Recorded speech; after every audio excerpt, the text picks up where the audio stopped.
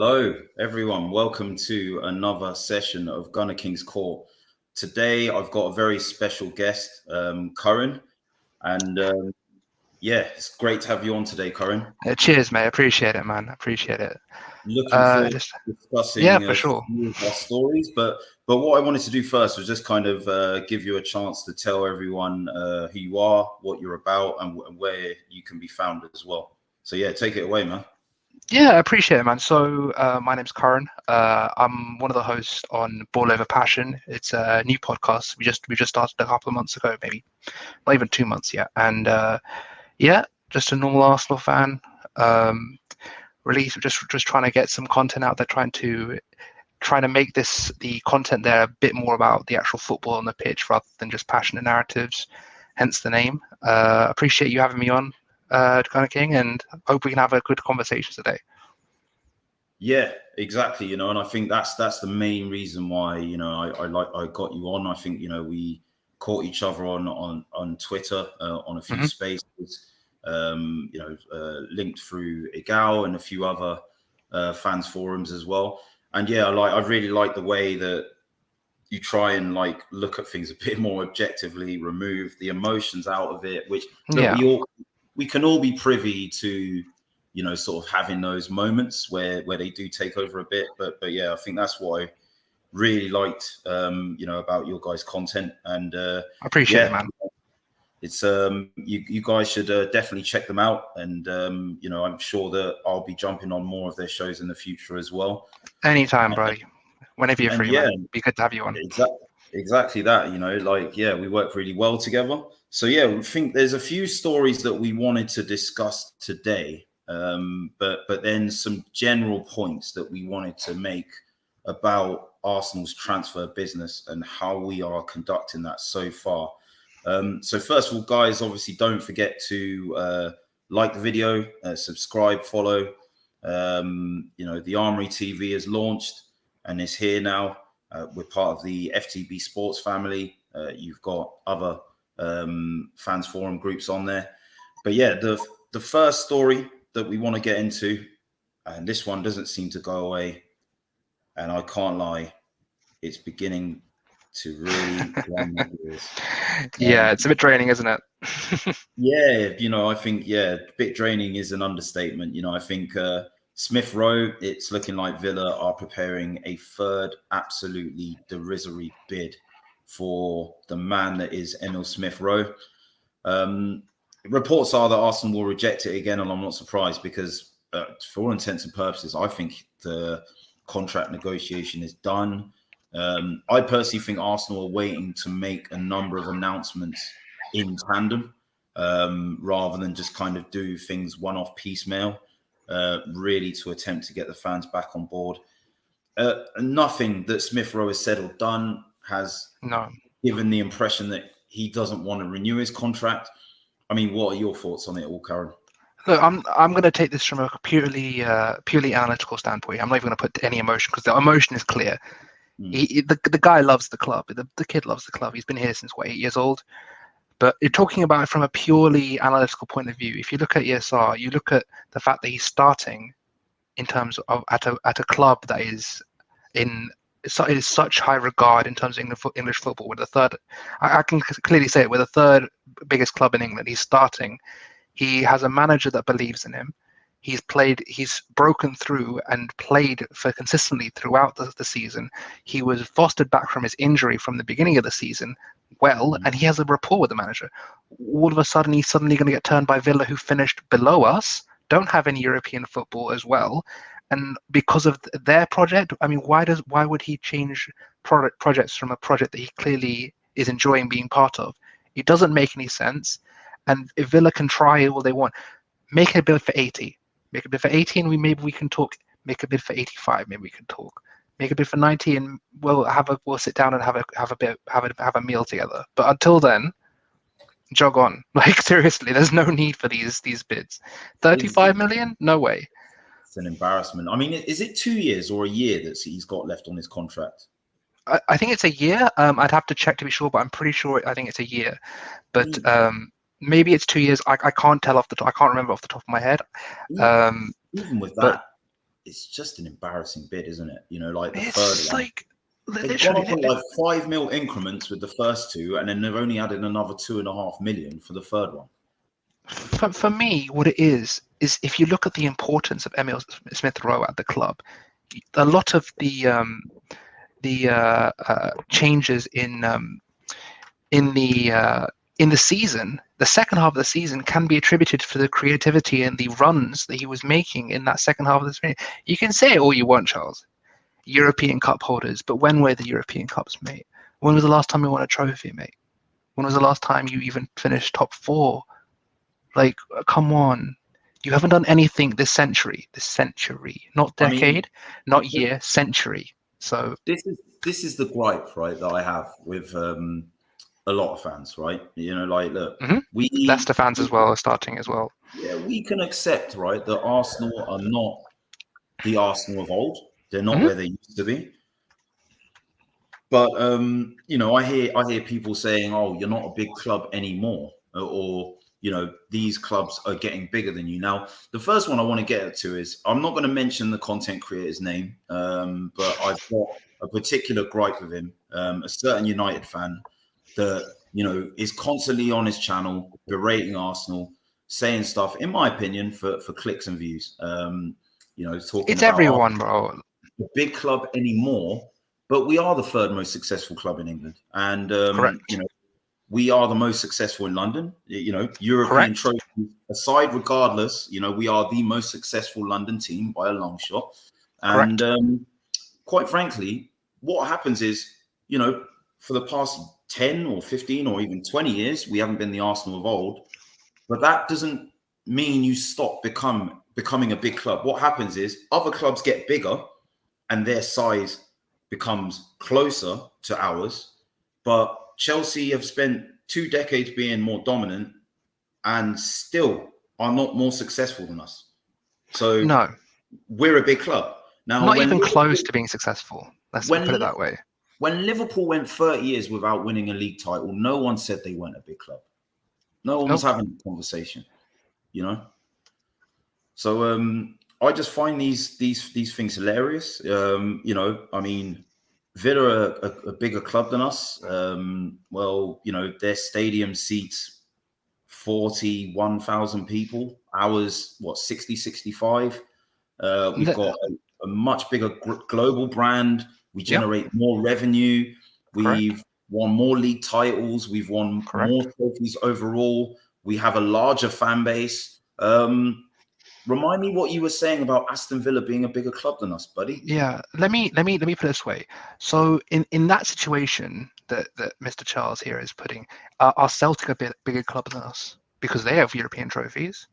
Are Rangers bigger than us? Are would you say Ajax are bigger than us? I don't think any of these clubs are bigger than us because, especially Villa, mate, your only trophy is the playoff trophy in the Championship this century. Maybe if there's something else, please tell me. But the only trophy that comes to mind is the playoff Championship trophy. Your biggest players off the City. And we can talk. I mean, you beat us to Buendia. Congratulations. You paid 40 million for a player that's only thrived in the Championship and looks like a replacement for your best player. Well done. And that's the thing as well. The whole narrative spin on that is that they beat us to the transfer, yeah. Now, I think with the Grealish talks, you know, City didn't just run up on Aston Villa and be like, we want to pay 100 million for Grealish. We're happy to have him. No. Those talks would have been ongoing throughout last season. You know, like through back channels, they would have been kind of tendering up the situation, inquiring about what the price would be.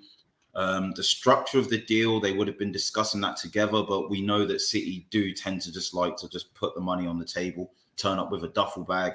So what they're doing now is they're going to lose their top prospect and they're going to want to keep fans on side. Now, on top of that, they've established themselves as a Premier League club now. Congratulations to them after 2 decades in the wilderness in the Championship and lower divisions. And what they want to do is their signings now aren't just about identifying the right profile. It's about the marquee statement, you know, the marquee status that would go behind the signing. and to be able to approach one of the bigger 6 clubs or the top 6 clubs and take their players and put that into their team, that for them would represent ambition. But even if they're not successful in it and they lose Grealish, what that does is that kind of shows, oh, at least we were ambitious to go for that player. I mean, it's all well and good. I want a Ferrari, you know? And I could show ambitions by taking pictures next to a Ferrari showroom, but I ain't got the money in my bank, so I'm not getting a Ferrari, you know? Like, so what kind of an idiot do I look like on social media posting pictures of me stood next to a Ferrari garage? And then with the Buendia thing, they know that cash windfall's coming, so they can afford to put the more of the money up front to get Buendia. And at that point, we've gone, we don't want to engage in a bidding war. That's not the same as beating up transfer, because we could have carried that on, but but not only that, I'm not going to add on to your point, because not only is it that, but the fact of the matter is you have a deal structure as well. Like the structure of the deal that they were offering. Like Villa, they've got a massive sell-on clause there. They're paying more up front, and they have more in bonuses as well. So like we've actually said, you know what, 40 mil, have him. He's all yours. But why are we engaging in a bidding war for a player that honestly needs to prove himself in the Premier League again? Because yes, I'm not gonna lie. I mean, you can even look on our channel. We had a massive debate on Aouar versus Buendia, and I was always Hossam Aouar, because he's proven in the Champions League, in the Champions League, and not even just the. And he fits he's a better profile for us, as well, isn't he? As well, played for France, but the main point is the profile of the player is more suited to Arsenal. Yeah, he's more a left-handed side of a pivot. He's not someone that's going to be, or he can play a bit more advanced and say a left centre mid, Ceballos kind of role, but do it at a much higher level. So the profile is much more suitable to the club. Yeah, no, I think as well, if you look at Buendia, whose profile fits someone that plays more on the right side that can operate as a number 10. Correct. In those positions, we've got Saka, you know, and then, you know, you could look at the fact that ESR could probably play anywhere across the front three, as could Martinelli as well. So why are we gonna break the bank and pay for Buendia on terms that are being dictated by what Aston Villa are willing to pay for a player who, in that position on the right and the central side, we have up and coming players for? Now, if we look in the centre of midfield and at right back, it's different. And it's completely different. If it was really down to the money, with people saying, "Oh yeah, well, Arsenal were just trying to do Arsenal things and save money," it's a matter of priorities. It's a matter of priorities. Ben White, which we're perceiving as more of a priority, we're bidding 50 million for, and probably matching the personal terms that Buendia was expected to receive. So I don't like how Villa at the moment are trying. I see it as clout chasing. Honestly, it's basically an attempt to try and unsettle a player. Basically, that's why I see it. I think maybe if they unsettle the player, maybe to try and sell him something, and maybe they can try and snatch him away. Because all these Villa fans I've heard is saying, "Oh, our project is amazing. We have owners are willing to spend, blah blah." So maybe it's a case of, look, if we can stall these contract talks, we can maybe get the player to try and force a move out. But if you look at reports, they've clearly said that he's going to sign a new contract and he's going to be using. I've got people on Villa channels and not Villa Twitter saying if he's not signed by the end of this week, I'm going to get a Birmingham City tattoo. I mean, come on, guys. Do you really think deals are going to go through that quickly? You're going to have to buy a house. You're going to have to talk personal terms. You're going to have to talk about fee with the club, talk with both managers. Like, transfers aren't just like that. They have to have a process. They have to have a way of going through things. So yeah, exactly that. And I think he's going to renew his contract. I mean, look, if you look at the contracts that we've been giving out, so you've got death row contracts, I like to call them, on Saka and Martinelli. Death row contract on Tierney. You've got as we've talked personally, I've told you about Richard Garlick and his influence in terms of being a top specialist in contract law, his pedigree of being a director of football at West Brom, and then the director of football relations at the Premier League itself. Like he this is what he does. Him and Tim Lewis are the main negotiators for these things, and you can tell that they're trying to change the way of doing things. They're trying to offer contract extensions for players to hold their value, or put players down for long-term contracts they want to keep. It's not just okay. Oh my God, signed a ting, do it now, because we've got nothing. We're moving away from that. That's it, yeah. And I think Smith Rowe's going to resign. I think he's going to see players that we're being linked to and that we're bringing in, and he's probably going to buy into that further. I'm not really worried about this. It's just more. No. It's annoying. It's like a mosquito you have to swat away, sort of thing. That's it. It's just like, okay. Yeah, it is what it is. But, it is what it is. Yeah, well, I mean, moving on to that one from that story. Yeah, for sure. The next ones that we wanted to look at today, these concern players going out, or one player in particular, William Saliba. Last week. He pulled out from was pulled out from representing France at the Olympics. I was looking forward to then seeing him in pre-season training. Then the news was breaking that he was seeking out a loan to Marseille. Now, it's caused a lot of furore and talking points within our fan base. It's attached to a lot of it, for sure, agendas. I think, Arsenal have said at face value, this is going to be for his development and his development alone. Something that I think is reinforced by the fact that they've not put in any option to buy, although they might see keeping that out as a means of keeping his value as high as possible.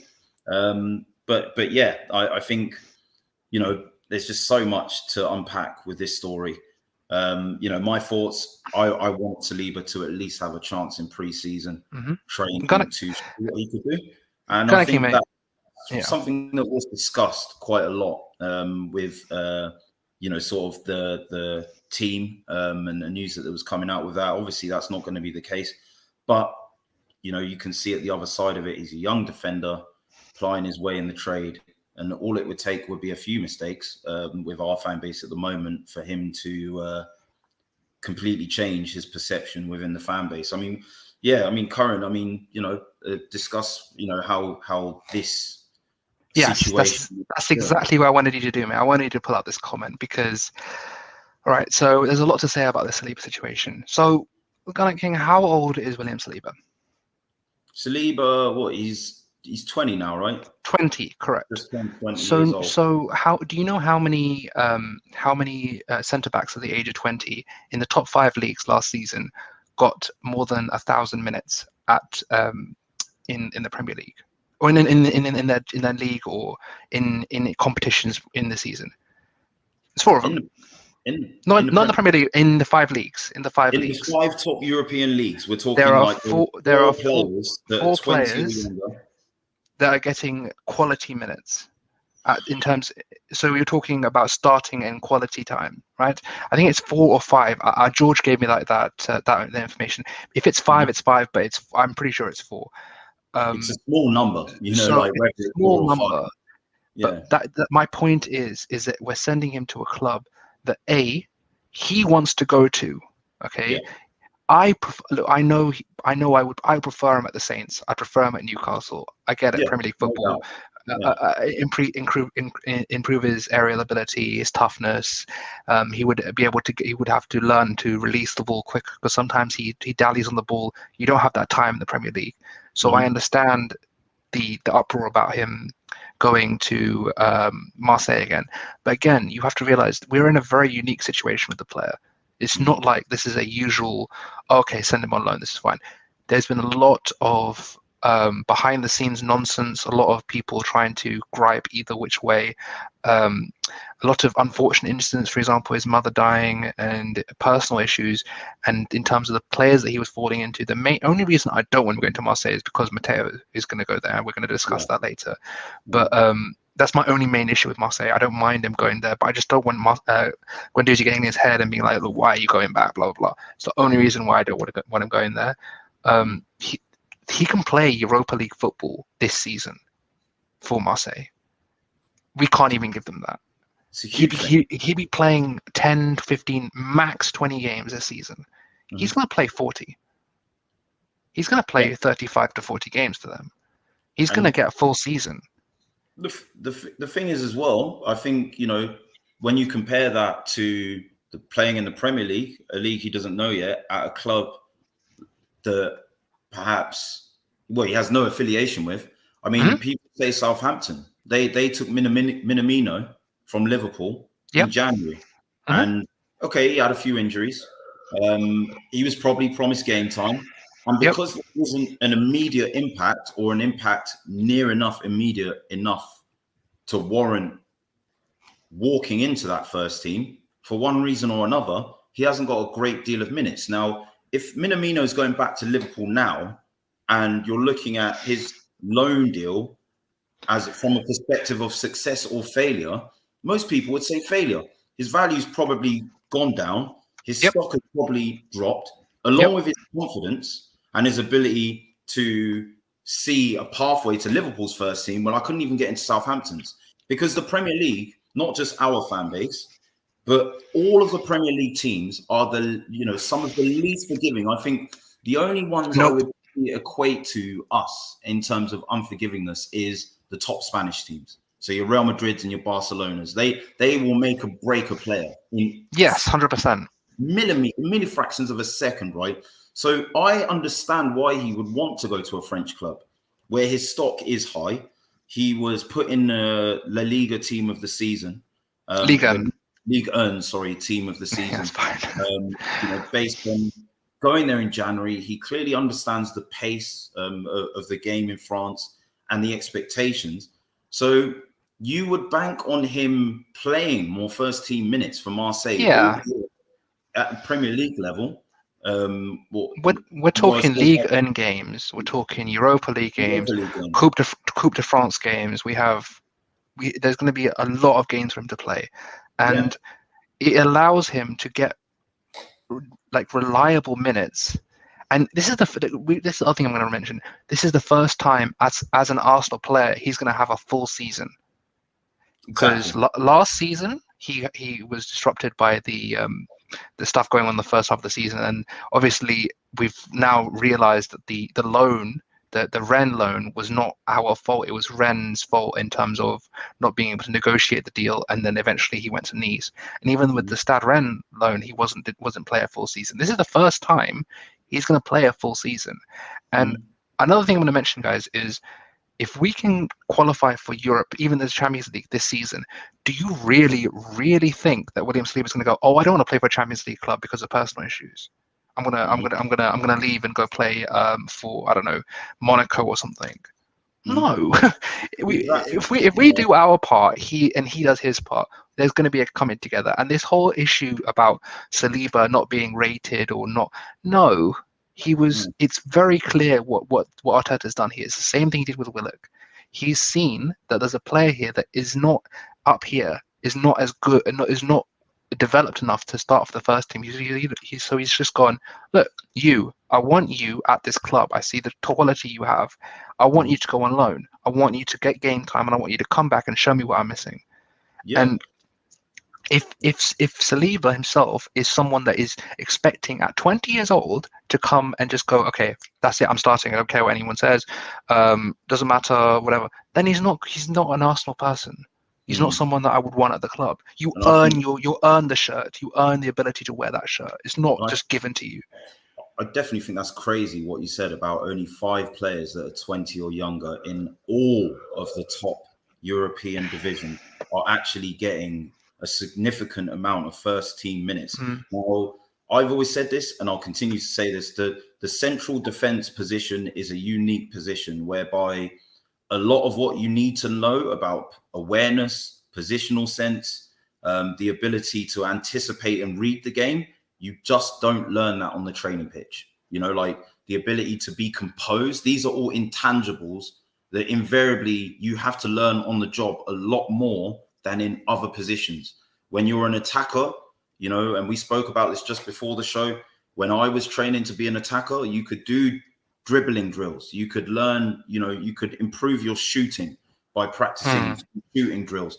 When you were talking about anticipation and awareness and reading the game, yeah, sure, you can do the drills on the pitch if you're a defender, but it's not quite the same, more so in this position than any other on the pitch, to actually do this on the pitch, to experience this in real time match moments.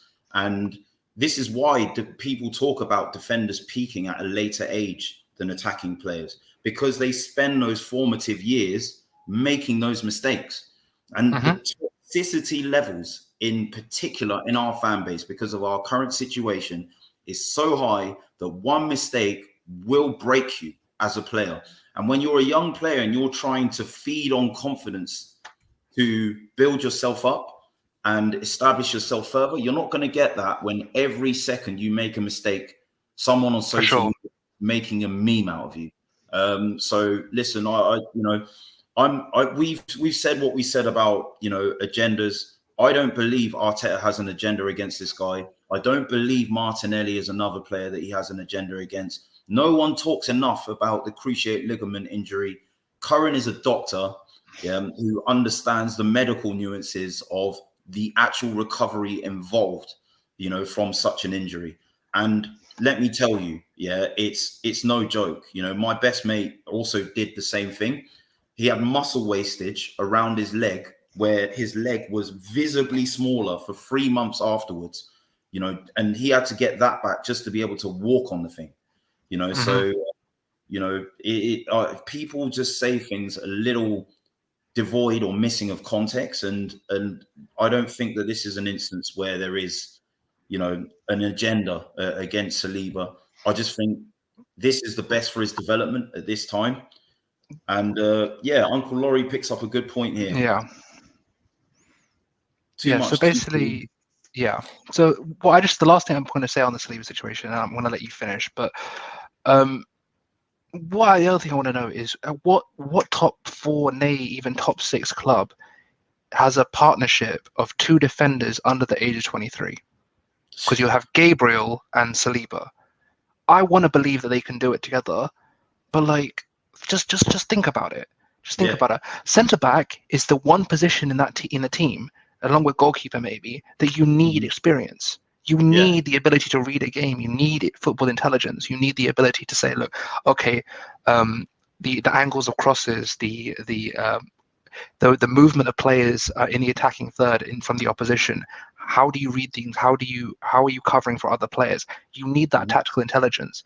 And you're not going to have that as a 20-year-old. I'm just sorry. You guys can talk about his ball striking ability and his ability to progress the ball, but you need the defensive awareness and the ability to say, look, on both sides of the pitch, you need the ability to say, I know what I'm doing and I'm secure in myself as a player to actually progress in terms of defensive awareness. So, and I think Delete is a great example that he picked, you know, because not just for Juve. I mean, you look at Holland's game in Euro 2020, where he was sent off, you know, almost with a ball over the top being caught out of position and deliberately handballing it.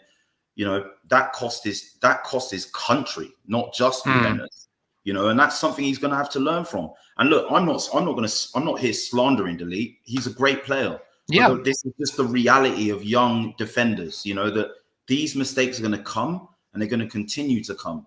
You know, and these are things that you have to take into context when you're weighing up the Saliba situation. So, you know, I think, you know, you've definitely, you know, we've definitely hit the nail on the head. You know, obviously Tony here, he is a massive Rob Holding advocate. You know, and you know, he obviously believes that you know, your analysis is spot on, and I think it is as well. We just need to be careful how much we build up our young players in general, but especially this one as well. Let me be clear as well. Like, I really do like William Saliba. I think he's a great ball progressing defender. Yeah. He's long. He's great with his feet. He needs to develop in some areas, but I'm not here as saying because if you look at my old tweets, all my formations in terms of next season, I had Saliba in them because I do like William Saliba. One of my best friends is called Saliba season, for God's sake. Like, if you're talking about like William Saliba, I like William Saliba. I just think that it's a case of what are we willing to risk in terms of William Saliba? Are we willing to just go, okay, screw it, send him, let's just do it? Or are we saying, look, it's a centre back.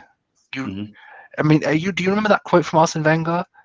If I play a young centre back, he's going to cost me points, even though he deserves the chance and he should be playing every week. But I know he's going to cost me points. But if I play a centre back at like a 24, 25, 26-year-old centre back, even though the younger centre back may deserve it, I know that centre back is someone that I can trust because he understands the game. Wenger always said centre backs do not become true centre backs until they're about 24 years old. You can't. It's too early for him. It's just the idea of casting to the Wolves absolutely petrifies me, But look, it goes into the next story that we're looking at, or next series of ones. Tapsoba and Koundé are being considered as options at centre back. With Ben White. Apparently, we are struggling to agree. Rubbish, rubbish, absolute rubbish. I think this is absolute rubbish. Well, HJ90 does love fishing. Not gonna lie, I love that guy, but sometimes you have to call. Hey, HJ, if you're watching this, all love my guy, but I just think you're fishing with this one a bit. But in terms of Tapsoba, Koundé. Okay, so let's be clear. Let's remember who Ben White is. Ben White is a 23-year-old centre-back who is English, who's played Premier League minutes, who's played Championships minutes, who both clubs that he's been at, both Leeds and Brighton, literally have called him one of the best players at their club. So if the other thing is, if you look at Ben White as a player, he is someone. He's not here to replace William Saliba, guys. He's here to replace David Luiz. We've just lost our best ball progressing midfield. See, I'm doing already midfield defender at the club. We've lost him. He's like you saw the level of drop off in terms of from Saliba to Silver Fox, but Holding. In terms of distribution but let me get this straight. Holding is a very good one-on-one defender. He struggles sometimes in the air. I mean, people used to always meme about Raheem Sterling, but it is what it is. He's a very good one-on-one defender, and when he's paired with Gabriel, he can be very effective. But if you have someone like David Luiz, who is someone that you can have, who is a technical leader, I want to make sure that's clear. He's a technical leader on that field. He's someone that can progress the ball into midfield. He's able to spray a pass to either wing or hand it off to a Xhaka or a Partey and get and progress the ball up the pitch. So if you're looking at someone like Ben White, that's exactly what he does. I mean, he's more right-hand side dominant because he's played in a 3 at Brighton. As the right hand side centre back. But if you look at his ball progression, he's someone that can run into midfield. He's very good one-on-one defensively. He's very good in terms of advancing play. He's good at getting the ball into the final third. He's good at distributing the ball. So why would you want someone else? And the other thing is, we're letting go of a lot of homegrown players this season, guys. We're letting go of a Bellerin. People forget Bellerin is homegrown, guys. Bellerin's homegrown. Maitland-Niles, we're letting go of maybe Holding. I don't know. I mean, with the Chelsea point, mate. So if you're telling me Chelsea want Ben White, why should he go to Arsenal? Well, how many centre backs do Chelsea have? I think they've got Thiago Silva, Rudiger. They've got Christiansen, Anderson, Zuma. They've got that guy on loan, the other French guy that they got on free. Yeah, the name escapes me, but I know you're talking about. They've got a lot of players. Look, and Chelsea, right? Chelsea are someone that, they've had a good season and they've had a great season. They've had a great comeback from the Lampard days. at the Lampard era at the club. They've won a European Cup. Fair play to him. But if you look at the squad there, it's very packed with exactly. James just put it back exactly. He's going to be a bench warmer there. Why would he go to be a bench warmer? I mean, that's it. It makes no sense. It doesn't. Guys, everything that we've just said about young players and needing those minutes to progress their game. Ben White at 23 is at that age point where he needs minutes. He doesn't need to do what a Ross Barkley did. When Ross Barkley moved from Everton to Chelsea, he was around the same age, and he was at that age in his life where he needed those minutes that he was getting at Everton very easily and rapidly. That's where his meteoric rise as a teenager and into his early 20s came from. Where Ross Barkley's career is tapered off is when he went to Chelsea, where he is just another cog in a big machine where they need results right now. They are not willing to give young players a chance and to be patient and to wait for them to make mistakes, because that is the culture at Chelsea with managers and players. So for me, and look, I'm not trying to slander Chelsea here. They've obviously got a successful team, but their success is built on success right now, not tomorrow. It hasn't been. Arsenal have a history of keeping an eye on the future. We have a history of blooding in youngsters and giving them a clear pathway to first team minutes. So why would he be a bench warmer? No, and Charles as well, who's saying that you should maybe be a wet bench warmer. So you're telling me, Charles, that he is already currently at the state to dislodge a Thiago Silva, Rudiger, who had a very good tournament with Germany as well, in spite of them going Christensen. He had a good tournament. He's still there with Denmark. He's playing first team minutes there. They're all Champions League winners. They all established themselves. It's not even about Champions League winners. They've earned the trust. They've earned the trust of the manager. Tuchel, exactly. I just don't see Tuchel bringing him in and saying to him, "I am going to put one of these players on the bench for you." He plays a back three system. Yeah, I think. I don't even think that he's going to continue with that next season. I think he's trying to do. I mean, obviously the degree of the trophies are different, but he's trying to do what Arteta did last season. Mm-hmm. So he's trying to move to a transitional system to get the best out of these players, and then he's going to try and chop and choose who he wants. I'm not saying they're similar at all, because obviously one's the FA Cup, one's the Champions League, and so, I mean, if you look at what Tuchel has done in his prior jobs, he's always played 4-2-3-1 at both PSG and at Borussia Dortmund. And he's only played this because these are the players. He has a multitude of centre backs, guys. He has so many centre backs. And the thing is, for Ben White, sorry, very quickly, for Ben White, if he was to look at the story of these two young players, would that instill him with confidence? No, God, no. The assurance that Chelsea might give him that he'll get first team football, because when Hudson-Odoi's contract was renewed, I'm sure he was promised more first team minutes, and well, look how that panned out last season. No, I mean, look, if I'm a player, I'm not gonna. There's no banter here. Well, firstly, Ben Chilwell, but secondly, I mean, Ben Chilwell was a much more established player. Not even miles more established than Ben White is. Ben White's had one season in the Premier League. Chilwell had multiple with Leicester, and he was much more of an established Premier League player than Ben White is now currently. Ben Chilwell was far more established as a player when he left Leicester. For sure. To go to Chelsea. The other thing is I'm going to mention to you is, and there's less contention in that position. Yeah, less contention. But what I'm trying to say everywhere, and I'm enjoying it. The thing with Ben White right now is, Charles, you should get this right. He needs minutes. Like, he needs minutes. He needs to be having guaranteed minutes. He needs to be in a guaranteed starting position, and he's not going to have that at the Chelsea at the moment. If you're looking at the other thing, he just said, why is he hasn't got the confidence to play at the back, which is why he wants Ben White. Well, Ben White has been playing in the back three the entire season.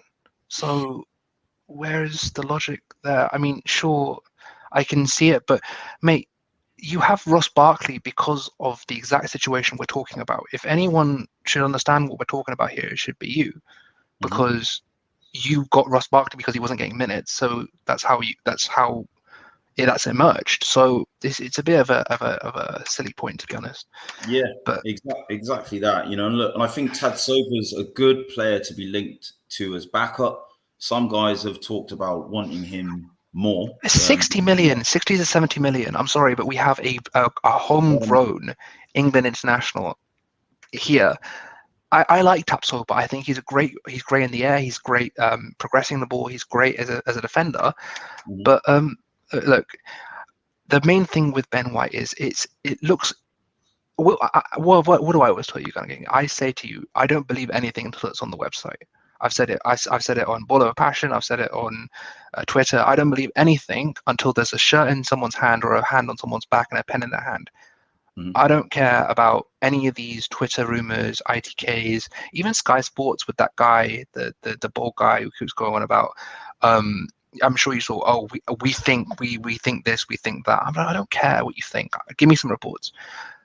But the point that I'm trying to make is that anything can happen. Maybe he goes to Chelsea, fine.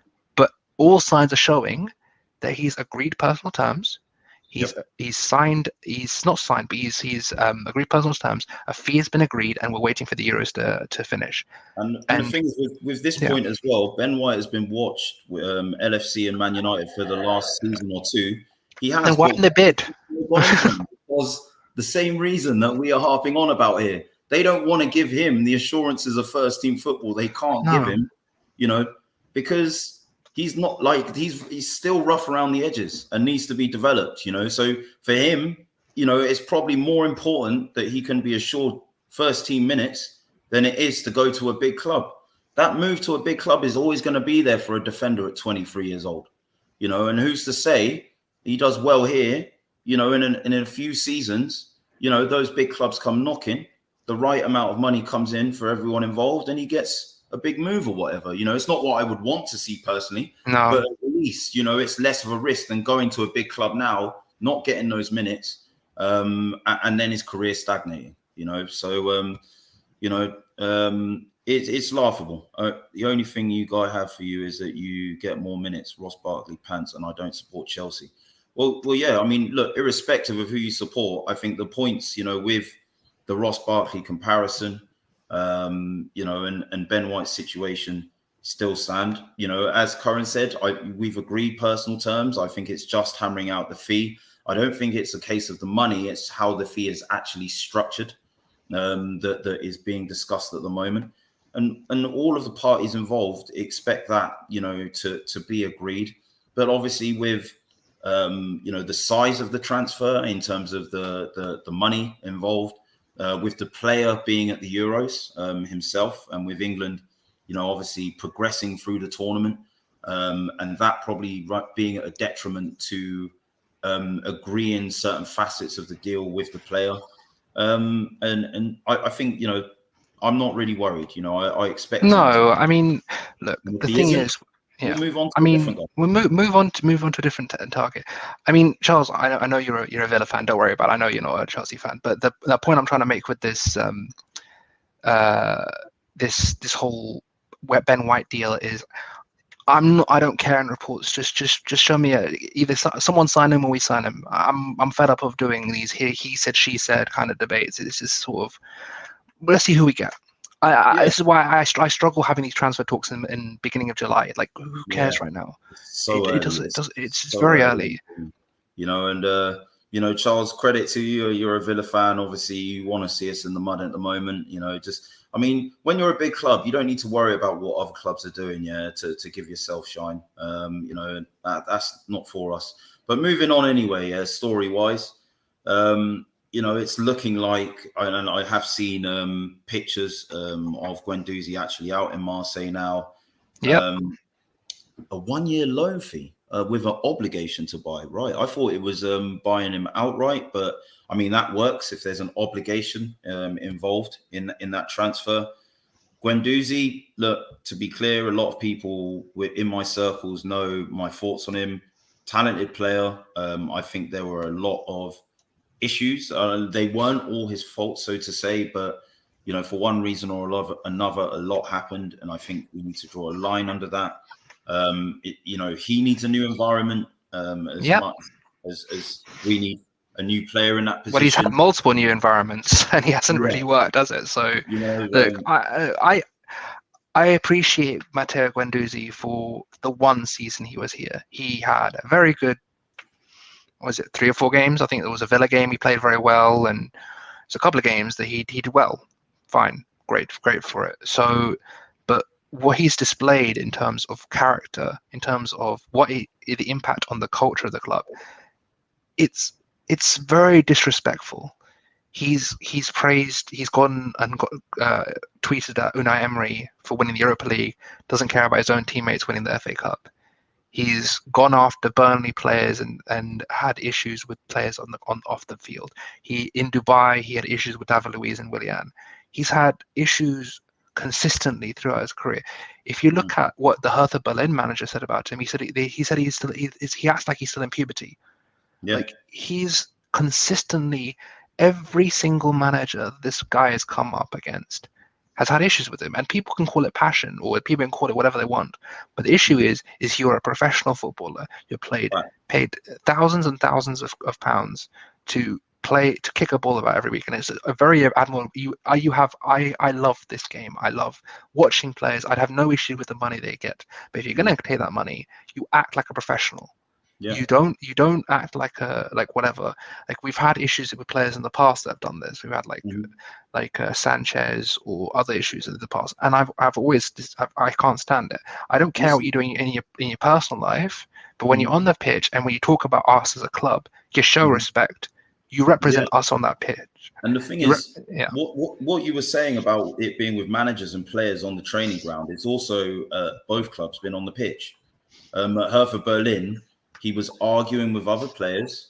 I think there was a player that missed the chance, and because Gunner Express did clear this up for me, that it was a player that missed the chance. And the rest of the team were getting onto this striker and basically saying he had to do better to score the chance.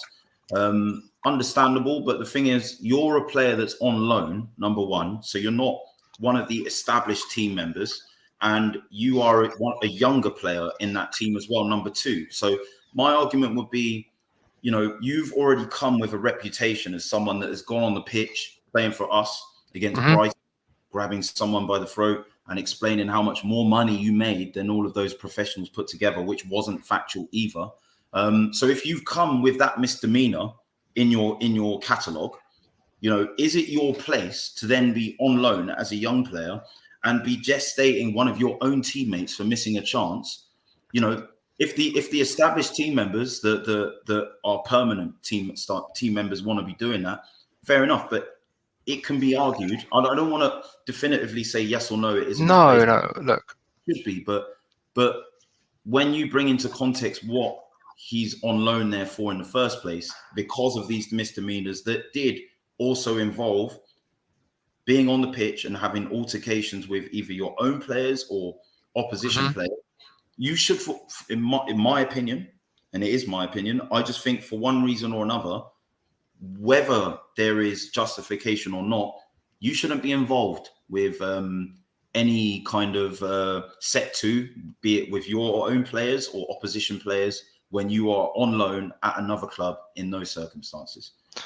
I mean, for me, what it is was just to really get in there. For me, what it is I've supported this club since I was 8 years old. And I've seen players who are nasty. I've seen the likes of Patrick Vieira. I've seen all these type of players. But every player that is put on our shirt realizes that they're putting on the shirt for the people in that stadium and the people in the club, in terms of the staff and everyone. It's a family and it's a culture. You respect that, and he has not respected that consistently, and that's where I draw the line. That's where it is for me. I don't care if you want to be a complete brute in terms of getting in Neil Maupay's face, or but the minute you start showing that you are in for yourself and in for your own agenda rather than putting on the club on your back, or getting the club to where it needs to be, then that's it. It's done. There's no argument there. I mean, I Yeah. don't know if you agree with me, but that's how I feel. I'm pretty much spot on as well. And, you know, like a lot of people say, well, it's young players, and young players have that rush of blood, that sort of ability to be impetuous about them. But why are we not saying the things about the likes of Saka, ESR, Martinelli? Why aren't Chelsea saying the same things about Mason Mount, about Billy Gilmore, you know, who sometimes is on the bench? Billy Gilmore, you know, he's got his move to Norwich now. You know, why aren't Liverpool saying the same about Curtis Jones? Why didn't Rashford? Rashford is the perfect example.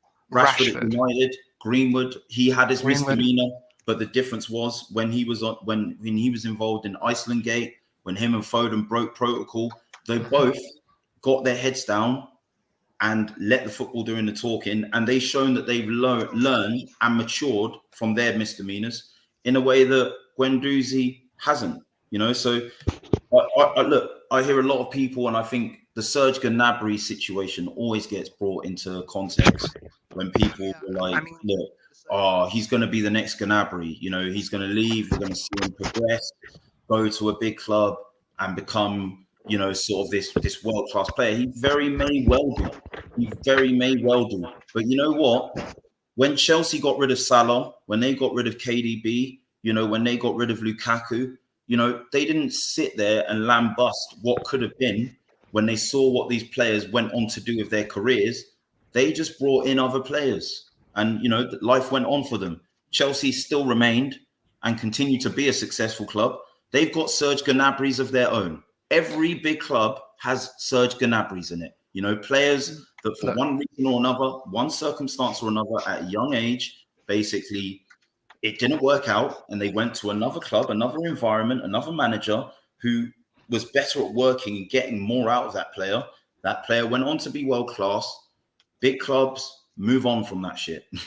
You know, whereas because of what happened with Gnabry and the lack of success that we've had of recent years, we are comparing every young player that might leave to the Gnabry they might go on to be, when they haven't done that yet. Yeah, I mean, with the whole Gnabry situation, there's a miscommunication, I think, between the fans and what they think about the whole Gnabry situation. Look, Gnabry was someone that came in at the wrong time to be. I mean, I mean, if you remember, what was our squad when Gnabry came through? We had like the likes of Walcott and Sanchez on the wings. It wasn't Ozil as well, but like I'm talking about, sometimes elite players come through at the wrong time for your club, and that's okay. It's okay to not like. People go on about things like what happened with Anelka back in the day. Like he was great at other clubs, for example. Well, the situation just didn't align with us. It's that simple. You do He had to learn from that situation. You know he had to take stock of what went wrong at Arsenal, and he had to mature as a person. And the only way that really that would have happened with Anelka was with someone drawing a line, for sure, and not appeasing certain elements to his behavior. And he talks. I don't know if anyone's watched this series. His the bio, He talks about it himself. You know, he says, "Look, you know, I hold my hands up. You know, I was young and I was dumb and pretty impetuous. You know, like a lot of the things I was doing, you know, at Arsenal Football Club, you know, were things that I look back on and I regret massively. And, you know, look, he went on, he matured. You know, Arsenal went on. We did great things. Yeah, a lot more success after that. We've had a lot more successful strikers after that, and we'll continue to have a lot more successful strikers. Exactly. After that. You know, if the mentality isn't right, you know, in the player, you know, okay, young players need a bit more kind of a wider berth, but there's got to be limits, no matter what your age. And for me, I just think, you know, there's been too many things with Guendouzi, too many things. Name one club in English football that has a better legacy of bringing through elite strikers. I don't think you can. I mean, Rooney was at United, fair play, but if you look at the likes of Bergkamp, Henry, Van Persie, when Sanchez played up top, Sanchez, Aubameyang obviously wasn't brought up there, but we have a history of our club through the last 20, 25 years of having elite strikers. Yeah. We are a club that is based around feeding our top men, and we have a legacy of elite strikers in this league. And I still maintain, I don't care what anyone says. Thierry Henry is still the best striker in the league, in the history of this league. I don't give a shit what anyone says. At me all you want, I don't care. But and I think, yeah, we need to rein that in a lot. You know, I think I mean, you know, it's a good point. Lord Bentner, Marouane Chamakh, elite men. Okay. Yeah, absolutely. I mean, the clubs, that's it. You know, I think life will go on after Guendouzi. It's unfortunate how it happened. It wasn't all his fault. No, God, no. He has had a kid now. Maybe that will level him out, you know, as he grows older. But I just think for where Arsenal are right now, you know, he's a flight risk, and we can't afford to take it. But look, I mean, Curran, it's been great having you on today. Yeah. You know, Thanks, appreciate it, man. Yeah, and guys, you know, tune in to, you know, sort of Ball Over Passion, Curran, and the rest of the team. Appreciate it, man. Is first rate. And yeah, I mean, you know, I'm happy to, you know, obviously have you on more shows in the future. Yeah, for sure. We'll have you on as well, mate. Just before we go, we have released a podcast today. If you go to the Twitter, it's in we just released one today about the culture of Arsenal and what it means to us. So if you want to check that out, please do. Thank you, GunnerKing, man. It's been a pleasure. I hope to get you on the same on ours as well. It's always been a pleasure talking with you, mate. Yeah, I mean, that sounds good. And yeah, that probably ties in with a lot of what we've been saying about the culture at the club, and what sort of culture we're trying to recreate, the successful culture I'd expect of past successul Arsenal teams. So yeah, I'll be sure to give that a listen. Everyone else, make sure you do it well. I just remembered one quick thing. I'm just going to quickly before we go, just give me one quick thing. So what I'm trying to get about with a lot of these Guendouzi issues, Saliba, whatever, the culture at our club has been so divided, and we need to stop looking at things as one side or the other. Every situation has two sides in it, and somewhere in the middle is the truth. Yeah. You can't just look at things as like this. You know what I mean? We have to. I was saying to GunnerKing before, we have to come together as a fan base, like Liverpool have. Like even if in the early 2010s when they were struggling, they came together as a fan base. Our fan base seems to want to go like this. And yes, I understand social media. People want to get through their agendas. People want to get through their clicks and likes. But there's a history at our club, and we're going to go through on this last podcast. And you have to realize that there's a truth in the middle somewhere there. I just wanted to make sure I got that out, because it's very, very important to get that out. We didn't get as much a chance to speak about that as well, you know, because I think, with Saliba's situation, we're seeing a lot of agendas where it's like, it shows that Arteta can't handle youngsters, or you know, this shows that him and Edu are inept, and this shows that Holding's better or worse, or you know, Ben White, wait till he comes and he makes a mistake so I can say I told you so. None of that is necessary. Like let's just, let's just chill a bit. You know, like it's early July, it's early doors. You know, Arsenal are going to do some great business this summer. Just you wait. But Curran, you know, it's appreciate it, man. Appreciate it, man. And I'd love to have you on again soon. Sub to the channel, guys. It's a good guy right next to me. Make sure you do, guys. Sub to Ball Over Passion as well. Take it easy, guys. Yep.